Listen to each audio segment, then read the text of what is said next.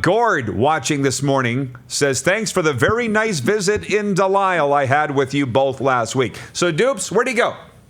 They remember us in Delisle, so that's great. And I'm sure they remember Theo Fleury, Dennis Hull, and Georges Laraque, which, by the way, Georges Laraque coming on the program, I understand. He was outstanding that night. I thought he'd be a hammerhead. He played like a hammerhead. He's a very smart guy.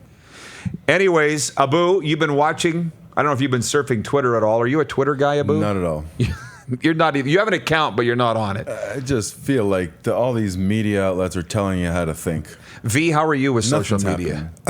Actually, I'm trying to get better at it. Actually, I'm looking to probably get somebody to help me out with that. I can help you out with that. Actually, thinking about throwing our 4th annual social media summit, turning it into an introductory course for social media. Last year we were in Saskatoon and sold it out. I'm pointing at the Rattlers guys over here, but we'll probably do one here in Regina in September. But anyways, checking the Facebook news wall, people writing in here saying that the Bombers, after their practice today, will provide an update on the status of quarterback Matt Nichols. So I apologize.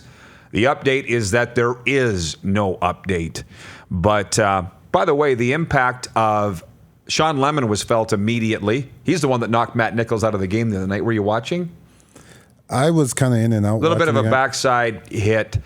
Blah, blah, blah. But I do want to talk about the BC Lions for a second. They lose that game. They go to 1-8.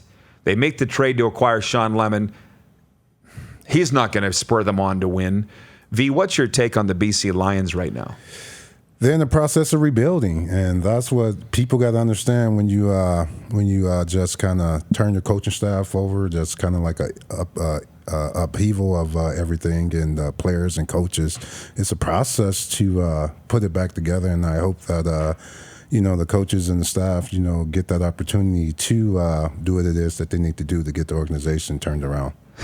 That's the anxious thing, though. And Abu, you jump in anytime. They're horrible. They're horrible. Period. So the question is, they can be in rebuilding. Are they doing the right things? Like if you're David Braley or whomever. They don't have any options now. They got their money tied up in the quarterback. Exactly. Money talks. Am I surprised? No, money talks. Follow the money. No matter what you're doing, follow the money. Money's in that quarterback. They can't keep him on his feet.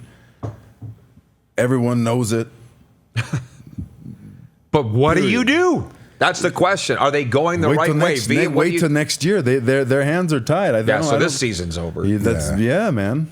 Yeah, at this point in time, what you're doing right now, you're just trying to find out who's going to be part of the pieces to the puzzle next year, and looking for what it is you actually need to bring in. And obviously, it's some offensive linemen to keep their money man up front. Upright. Do we have faith in Ed Hervey that he's the guy?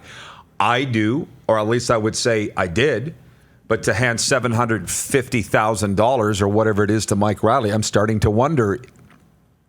I think everybody's starting to wonder. Well, if they had did it in Edmonton, would we be saying the same thing?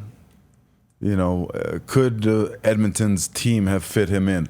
I feel like they, when they're dividing up the pie, it wasn't what do we have left for the quarterback? Right. Oh, it's $750. It was, let's cut him a huge piece of pie and figure out how the rest of the pieces fit in. It's very different. We talk about sewing up a hole rather than just. It's nice to have a hole in your roster that you can fill rather than nothing. Exactly. That you got to start putting all over the place.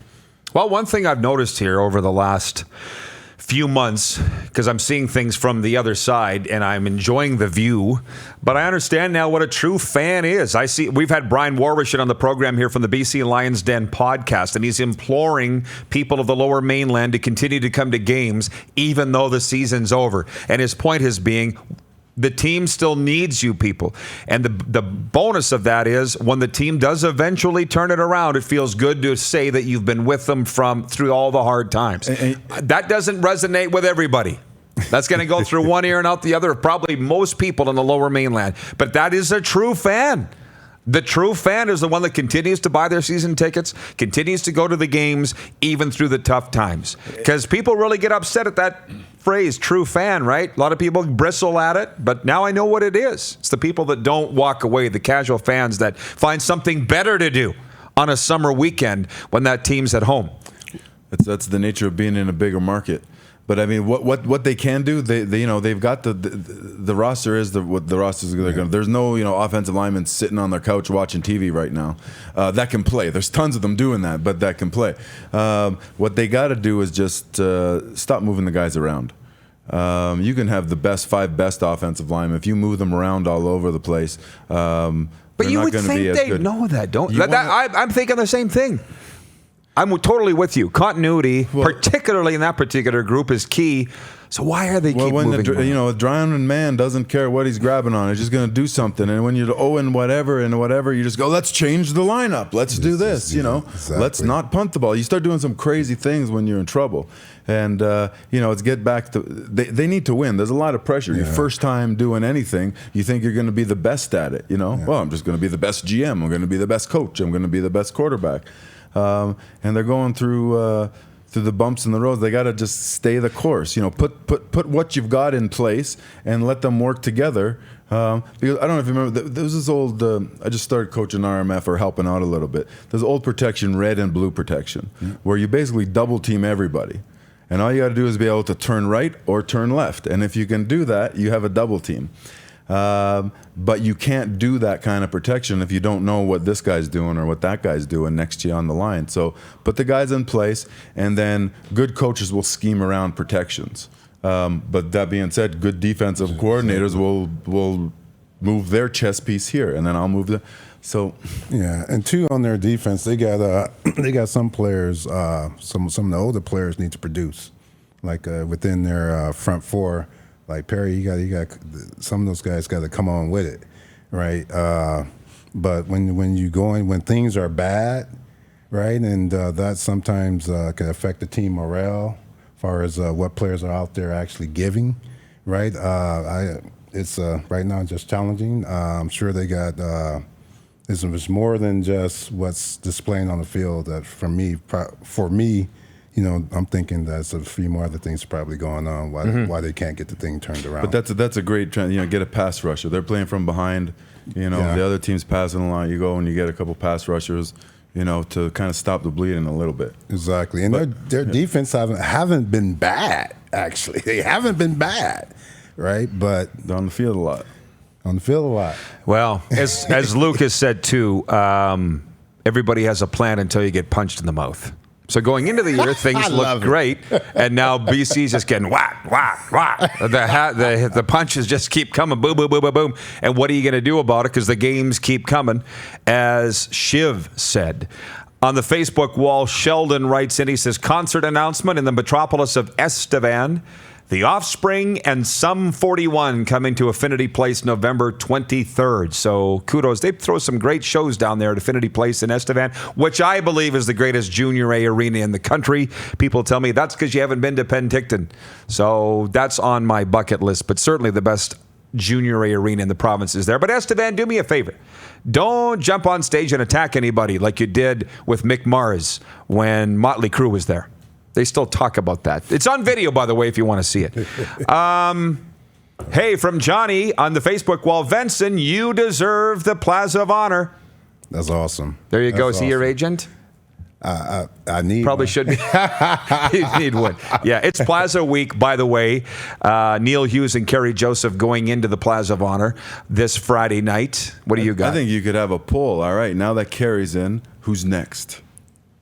Let's wait till after Friday. Let's do that 1 week from today. Yeah, because we've been talking about Kerry for a while. Yeah. And now that there's no 3-year waiting period anymore, or you win the most outstanding player, which I think should be get you in anyways. Yeah. But who's next? I say Tad. I mean, I played with. How about a threesome going into the Plaza next year?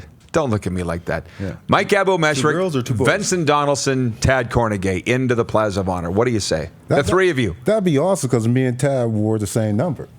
Right? Make it very easy, wouldn't it? Make it very easy. Yeah. There you go. Oh, by the way, speaking of numbers, it is episode number 55. Between now and the top of the hour, we're looking for your favorite number 55s. We've had a few come in here. I had mentioned from the NFL, Junior Seau, Otis Wilson. The hockey people have woken up. this morning because they're writing in. They're saying Johnny Boychuk of the Boston Bruins, Mark Letestu, formerly of the Edmonton Oilers, Larry Murphy of the Detroit Red Wings, Igor Ulanov, Mark Scheifele of the Winnipeg Jets. I'll take Murphy and Junior Seau. For your favorites? It's hockey, so I'll go Larry Murphy. But Junior Seau, can anybody top that? No, you can't top. I go Junior Seau and Johnny from my kid's soccer team. Those are my two. Here's the odd thing about greatest 55. There's a lot of odd things about this place, but Clark wants to remind us: Jason Blake, Toronto Maple Leafs, 2008 to 2010. Thanks, Clark, and your Leafs jammies. This is the one thing about this town. I don't know what Saskatoon's like. I didn't live there long enough. It was a couple of years. This morning, an NHL player, a first-round draft choice, and he's been a long-time NHL veteran, comes into the locker room. I said hi to him. I don't want to say who. Everybody's saying, who's that guy? Who's that guy? I'm like, it's so-and-so. First-round pick in the NHL. Played somebody still playing in the NHL. Nobody knows who he is. Is it Matt Dumba? No. Is he 55? He might be. I'd have to Google it. But yet, if Jason Claremont walked in or Vincent Don, everybody dropped their weights. Tunk. I don't Do you know about that. Well, you know what I mean? I'm just saying. Know what you mean. Yeah. Claremont walks down Albert Street and the seas part. But these NHL guys could buy and sell the football guys many times over, save for John Ryan. Johnny's got a lot of jingle in his jeans. But it's just something about the hockey guys. They're just so under the radar. They just fade into the woodwork. So many of them. I guess there's so many like of them. Cockroaches, Yeah, exactly. You say it, not me. I'm just saying. Clark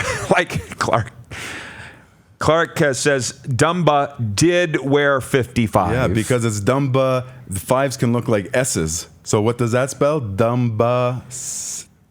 But apparently he's switched to number 24. But that's why they wore 55. Because as Vincent said, 24 is what all the cool kids wear. That's what you're saying, right? Too much for you. Why did you pick 24? Too much for you. That's why. That's why. Also, Troy Gallard writing in. He says Wayne Harris. Is that the guy they call Thumper? Lee, from your time with the Stampeders? Yeah, Wayne Harris Sr. Wayne Harris Sr., not the kid. He's the Dinos coach, isn't he? That's right. Yeah. Speaking of, are you guys going to beat the Dinos this year? Hey, finally. Hey, that game is always a challenge for us, and when we go into it, we going in and win, right? And hopefully we go in and handle our business like we prepare for. Talking to Vincent Donaldson here, by the way, for those that just joined us an hour or two, you don't mind, I hope, me saying the former Patriot Packer, Rose Bowl champion with the Michigan Spartans, and hopefully one Michigan day. State. I just said Michigan State, didn't I? Just said Michigan. Oh, put the yes. state I on didn't there, right? say Wolverines. I thought I was fast on that. I was just no kidding. But you don't have Noah Picton. We are going to talk a lot of Canada West football on here for the Huskies fans, the Dinos fans, the Rams fans, and what have you. But without Noah, it's LAN, life after Noah, with the U of R Rams. So what's life after Noah going to be like with the Rams this year? Well, Noah, man, he done some tremendous things, and trying to replace a guy like that is you don't replace a guy like that. But the young kid that we got coming into it is Josh Donnelly. He's a kid I was actually with at Labotus. Great student of the game, understands the game. He's even though he's a second-year player, he's probably more like a senior because of the way you go about preparing for the game, studying for the game. I think we're going to be just fine. Noah had his things he was great at. Donnelly has his things he's great at. I think we're not going to miss a beat. And we got great guys in the backfield that's going to be able to compliment him, right? And that should just make his life a whole lot more easier pulling the trigger. In the time we have left, I brushed on this in hour one about the Riders' chances of winning the CFL West. Everybody, I think's ears just perked up. Let's talk about it. They got Ottawa coming in here on Saturday. Almost a free space on the bingo card. That's what the Red Blacks have been looking like the past couple of weeks. Guys, is the door opening for, at the very worst, a second-place finish in a home playoff game for the Green and White? How do we see the next 10 playing out? Abu, you go ahead. You've been awfully quiet over there. I see the this chair is called number 2 for a reason. I'm just saying. I see the Riders as being a grinder team. They're grinding out wins. Everyone's got to be doing their part and carrying their bucket for them to win. There's not a lot of guys that can carry too many buckets at this point. Superstars that. Andy Fantus, Darian Durant. Here, everyone jump on my back and we'll go.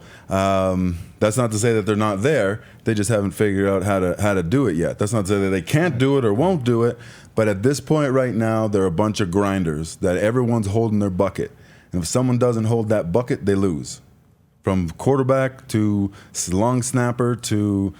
I'm trying to find an unimportant person. There isn't. Which is usually the way. No, it's not. When you got, a Bo Levi, when you've got an Andy Fantus, when you've got a thing and be like, okay, we're close. Yeah. You can overcome mistakes. Let's go see Superman, catch something over his head with his leg out and be like, bam, we win the game. Or, drag a toe inbounds and not touch the blade of grass. I don't think the Riders have that guy. I think Winnipeg does. I think Calgary does.